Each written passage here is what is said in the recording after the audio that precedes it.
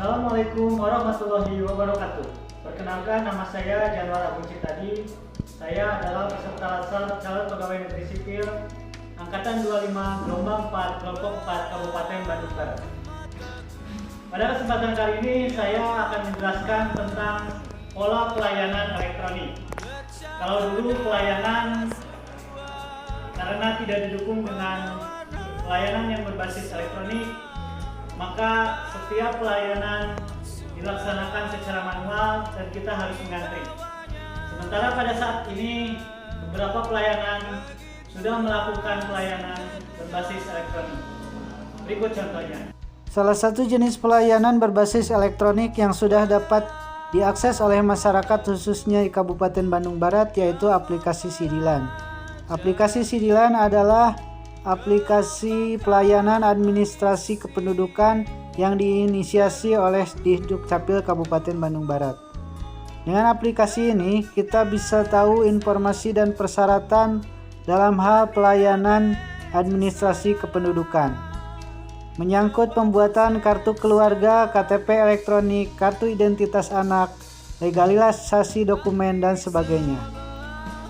Kita juga terlebih dahulu dapat mengetahui prosedur melalui petunjuk bagaimana proses pembuatan akta kelahiran misalnya.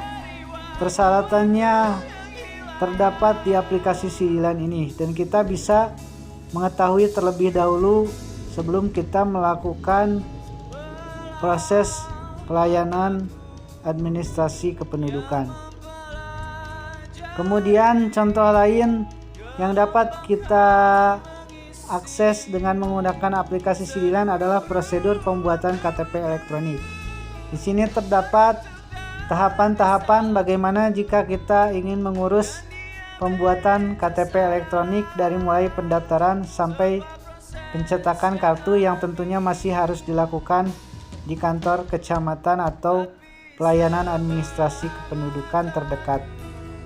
Dengan aplikasi Sidilan ini masyarakat diberi kemudahan dalam proses layanan administrasi kependudukan. Assalamualaikum warahmatullahi wabarakatuh. Kembali lagi dengan saya Muhammad Reni Irwansyah. Saya peserta latsar Gelombang 4 Kelompok 4 Angkatan 25 Pemerintah Kabupaten Bandung Barat. Saya saat ini akan sharing mengenai pola pelayanan satu pintu. Pola pelayanan satu pintu yaitu pola pelayanan jasa perizinan dan non perizinan yang proses pengelolaannya dimulai dari tahap permohonan sampai ke tahap penerbitan izin dokumen. Dilakukan secara terpadu dalam satu tempat. Pola pelayanan terpadu satu pintu yaitu pola pelayanan jasa perizinan dan non perizinan yang proses pengelolaannya dimulai dari tahap permohonan sampai ke tahap penerbitan izin dokumen, dilakukan terpadu pada satu tempat. Pola pelayanan jenis ini merupakan salah satu bentuk kelembagaan wall of government yang lebih utuh, di mana pelayanan publik disatukan satu unit pelayanan saja dan rantai izin sudah dipangkas menjadi satu saja. Jadi pada intinya, pola satu pintu ini berupa pelimpahan kewenangan, misalnya izin dokter yang seharusnya dikeluarkan oleh Dinas Kesehatan, namun dilimpahkan kewenangannya ke Dinas Pelayanan Terpadu Satu Pintu. Namun teknisnya tetap dari Dinas Kesehatan.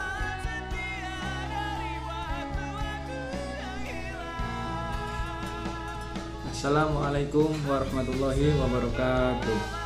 Saya Mahmudin, peserta latihan dasar CPNS yang bertugas di kantor Kecamatan Rongga, Kabupaten Bandung Barat. Salam sejahtera untuk kita semua. Semoga Allah selalu melimpahkan rahmat bagi kita dimanapun berada. Dalam kesempatan ini, saya akan menyampaikan mengenai materi pelayanan publik yang dikaitkan dengan wall of government dalam konteks pelayanan yang terpusat. Mari simak penjelasannya. Pelayanan yang terpusat yaitu salah satu pola pelayanan yang dilakukan oleh instansi pemerintah selaku koordinator atas instansi pemerintah lainnya. Model pelayanan ini hampir sama dengan pelayanan satu atap dan pelayanan satu pintu. Hanya saja mempunyai perbedaan tentang sejauh mana kewenangan yang diberikan terhadap koordinator atas proses pelayanan tersebut. Berikut adalah beberapa contoh model pelayanan terpusat yang ada di Indonesia beserta dikaitkan dengan pendekatan WOG. Salah satunya yaitu pembuatan paspor, di mana dalam proses pelayanan ini masyarakat harus terlebih dahulu menyelesaikan proses administrasi kependudukan yang ada di Dukcapil sebagai database untuk perekaman data awal. Nah, selanjutnya yaitu masyarakat diminta untuk memenuhi persyaratan pembuatan SKCK, di mana instansi yang mempunyai hak pengeluaran SKCK tersebut adalah instansi kepolisian. Dalam hal ini berarti telah terjadi pendekatan WOG dalam pelayanan masyarakat tersebut, sehingga setelah selesai pembuatannya persyaratan tersebut, maka barulah masyarakat tersebut bisa memproses untuk pembuatan paspor. Contoh yang kedua yaitu proses pembuatan akte kelahiran, di mana dalam proses pembuatan akte ini tentunya melibatkan beberapa instansi. Yang pertama yaitu instansi kesehatan sebagai yang pertama menangani proses kelahiran. Terus yang kedua itu ada instansi pemerintah desa untuk pencatatan data awal, dan instansi selanjutnya yaitu ada pemerintah kecamatan sebagai yang melaporkan ke Dinas Kependudukan dan Catatan Sipil yang mempunyai tugas untuk mengeluarkan akte kelahiran tersebut. Adapun keuntungan dengan adanya penanggapan WOG ini dalam pelayanan pusat yaitu diantaranya efisiensi sumber daya mulai manusia, informasi, dan juga sistem. Yang kedua yaitu memudahkan masyarakat dalam mengurus pelayanan. Yang ketiga mempercepat proses pelayanan. Yang keempat meminimalisir uang untuk praktek korupsi. Dan yang terakhir yaitu menghindari data ganda. Demikian penyampaian materi yang bisa saya sampaikan terkait tentang pelayanan pusat. Kurang lebihnya mohon maaf. Sekian dari saya. Wassalamualaikum warahmatullahi wabarakatuh. Assalamualaikum warahmatullahi wabarakatuh. Perkenalkan, nama saya Muhammad Andika Bintang Wiratama.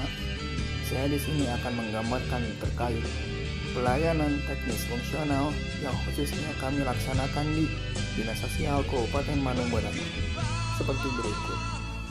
Dinas Sosial Kabupaten Bandung Barat pada prinsipnya ialah melaksanakan tugas-tugas dari pemerintah daerah khususnya yang berkaitan dengan kesejahteraan sosial.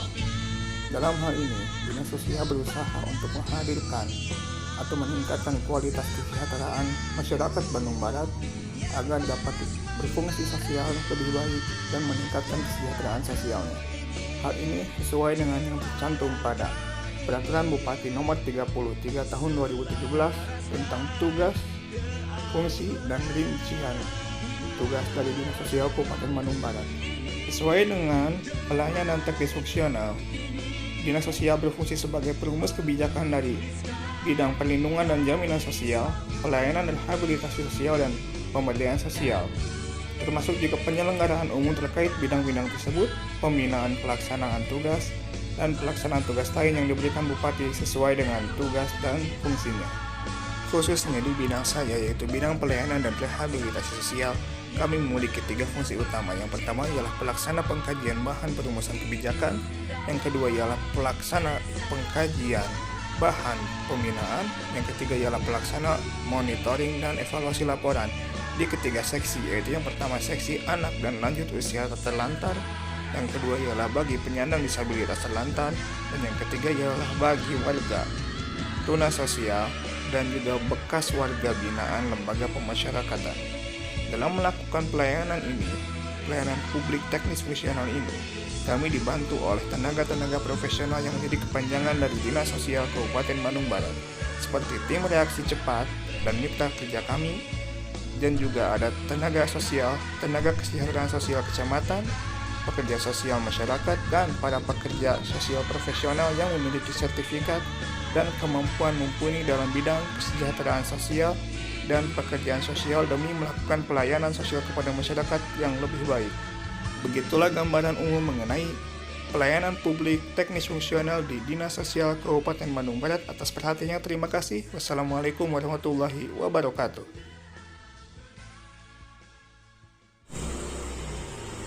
Apakah yang dimaksud dengan pola pelayanan satu atap? Pola pelayanan terpadu satu atap merupakan pola pelayanan yang dilakukan secara terpadu pada satu instansi pemerintah yang masih terkait sesuai kewenangan masing-masing. Pola pelayanan jenis ini tidak meleburkan kewenangan beberapa instansi yang ada di dalamnya. Pegawai yang memberikan pelayanan masing-masing mewakili instansi yang menugaskannya. Bingung kan? Sama, saya juga bingung. Sebagai contohnya adalah pengurusan perpanjangan STNK atau pembayaran pajak kendaraan bermotor di kantor Samsat. Nah, di kantor Samsat kan tidak hanya pegawai Samsat saja, namun di kantor Samsat terdiri dari kepolisian, PT Jasa Raharja, Dinas Pendapatan Daerah, terkadang juga sudah dilengkapi dengan bank daerah setempat di mana kantor Samsat itu berada. Jadi intinya, pada satu tempat itu tidak hanya dinas itu sendiri, di dalamnya ada berbagai instansi. Oke, sudah jelas? Bye.